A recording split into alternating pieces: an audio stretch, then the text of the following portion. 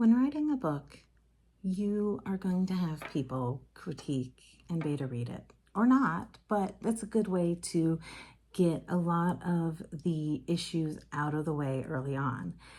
And one thing you should be wary of is sentence starters. It's easy if you're writing in first person point of view to start a lot of sentences with the word I. It's easy if you're writing in third person to start a lot of sentences with the character's first name. But it's better if you can figure out other ways to start sentences. The wind blew off the lake as Donovan rushed in to save the sword that was sliding under the water. Whatever you're going to write. If you can find ways to vary it up, it's not that you can't start any sentences with I or the main character's name. It's just nice if you can change it so that there's variation. Another thing that often happens is once you figure out, like, you could start with, seeing the sword dip under the water, Donovan's heart stopped. You get into this new cadence. And so then every sentence has kind of the same structure. So you want to avoid that. It's not that that wouldn't work as a sentence, but if every sentence in a paragraph has that same structure, it starts to sound sing-songy. So you want to vary your sentence structures.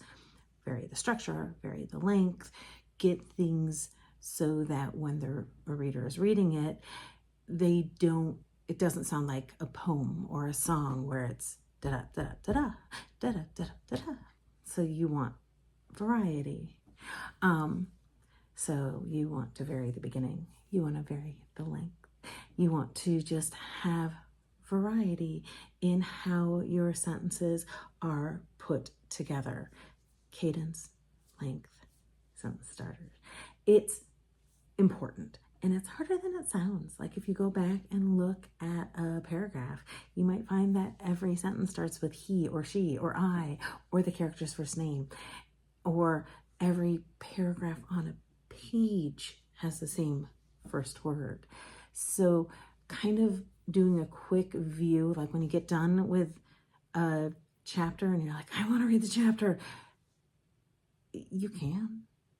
It's really fresh in your mind. You're not going to catch everything. Waiting a day or two, a month or two, everybody has their own opinions on this, might be better. But just kind of doing a quick look at the page and going, oh, look, every paragraph starts with the word he. That might be an excuse to reread a few of them and change things up a little. Or it might be better to come back in a month. The reason people say that is because the words that are in your head that you think you've put on paper when you reread it right away, you still have those in your head. And if you wait a month, you might not remember everything that you thought about while you were writing it. And as you read it, you'll be like, oh yeah, I need to add this in there as well. I should add those words. So, this is my big problem. My alpha readers, micro critique partners often say, did you forget to add something here? I think there's something missing. You need to add all the words from your head to the paper. So that's why you wait time.